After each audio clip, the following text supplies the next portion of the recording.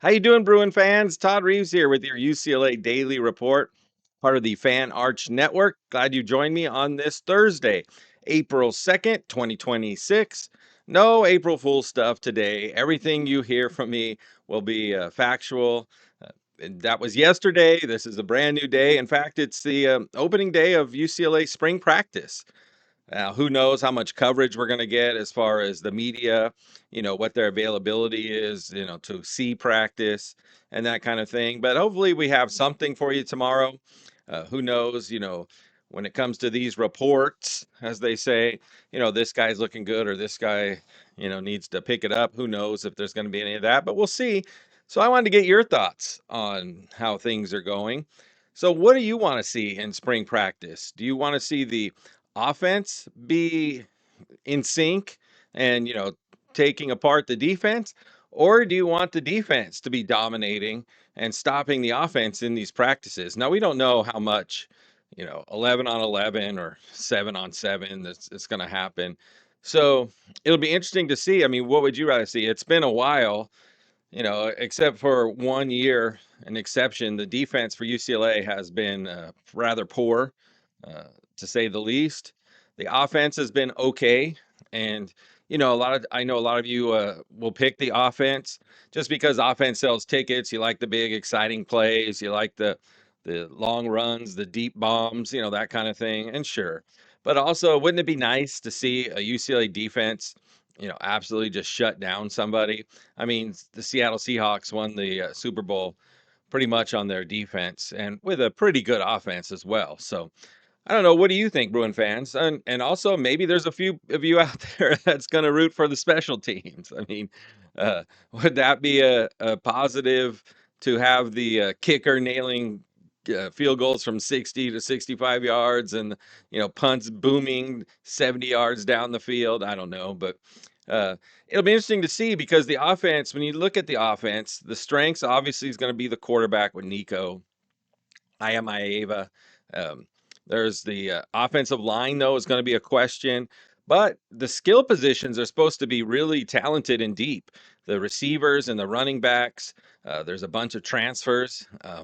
You can look up the names because I don't want to preview too much about specific names. And then, you get the report from the couple of days and so and so hasn't done much or so and so is, nursing some sort of injury and not out there. So I'm going to go based on what the reports are about how people are doing, and then we can, name some names and focus on some players that might actually be doing well because there's tons of, I mean, we're talking teens in the number of receivers.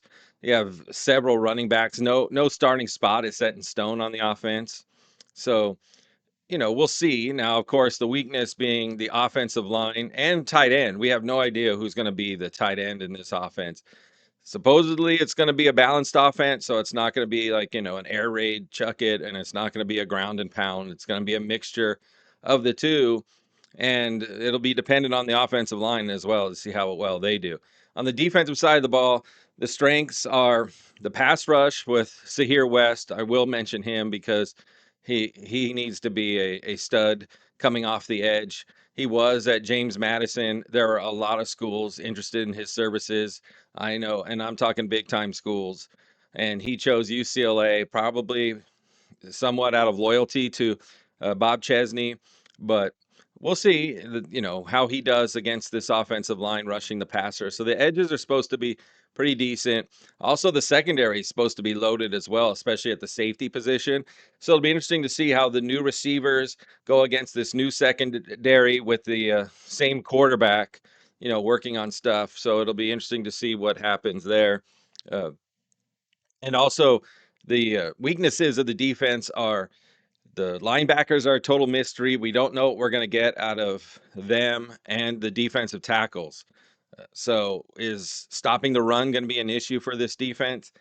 If it is going to be an issue, well, maybe we'll get some clues in these spring practices. If this offensive line is tearing through this defense and running backs are running, untouched until they get into the back seven. We'll see. But it'll be interesting to see what comes out of head coach Bob Chesney's practices, his spring practice. Now, obviously, we won't be able to see it.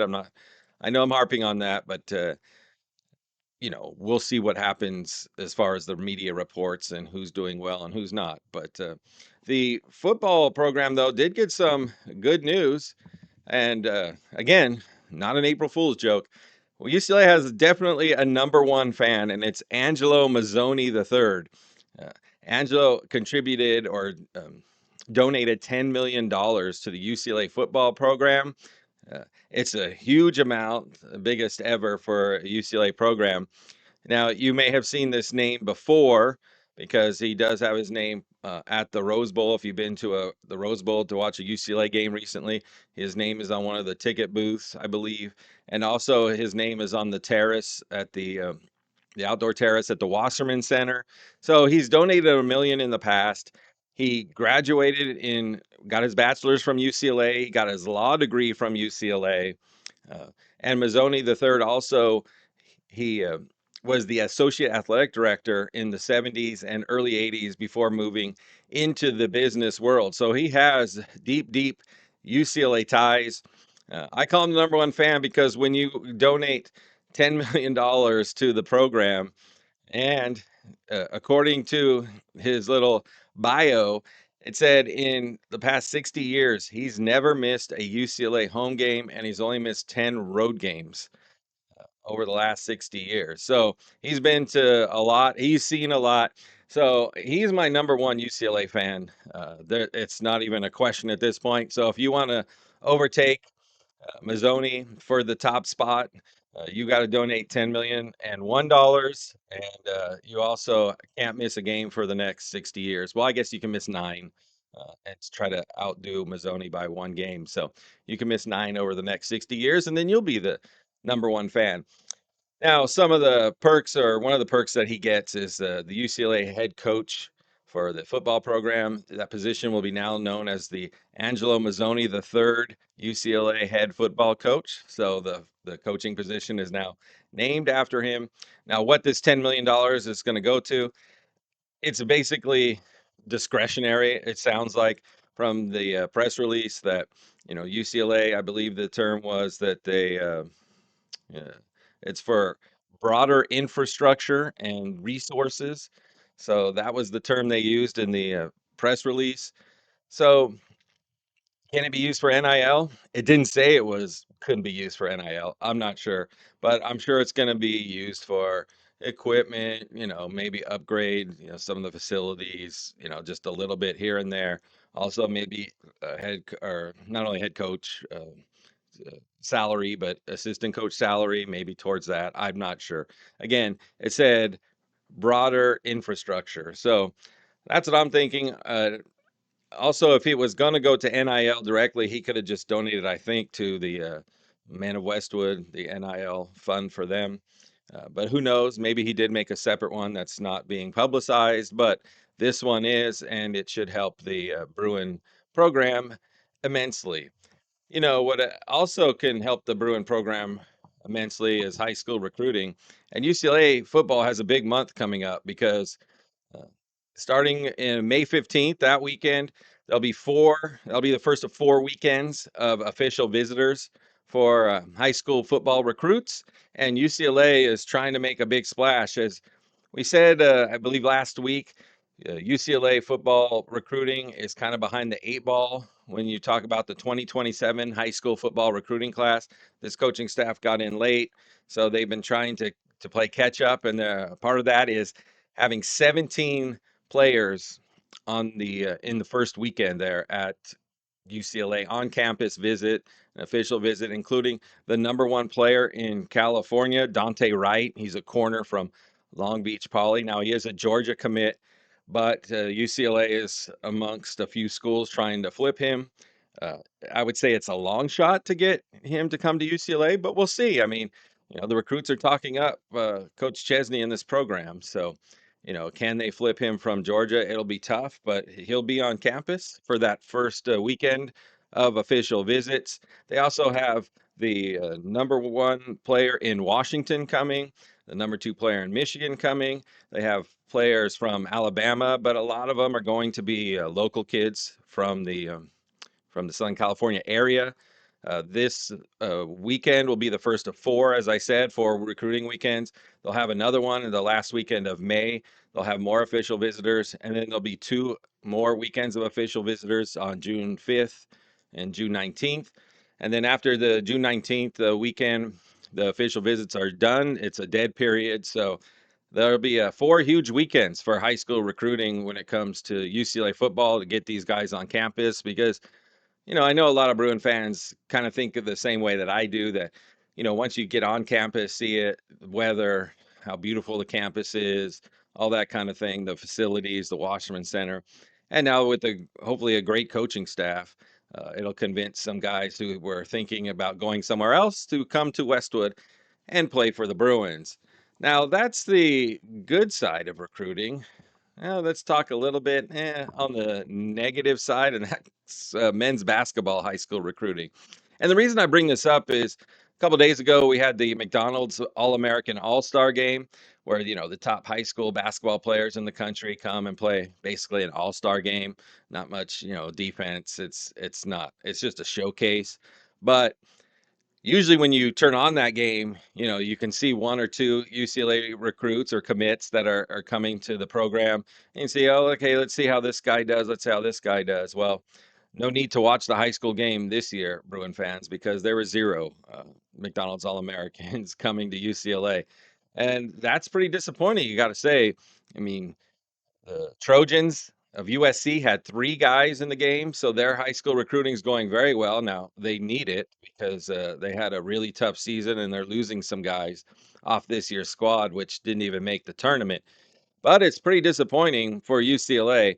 And it begs to ask the question, should UCLA be going after these major five stars, these top 10 recruits, or should they do the other route? I know a lot of you think they should go the other route and get like 3 and 4 stars that are going to stick around for 2, 3, 4 years, which, to be honest, obviously fits Mick Cronin's coaching style better than the one and done 5-star recruit.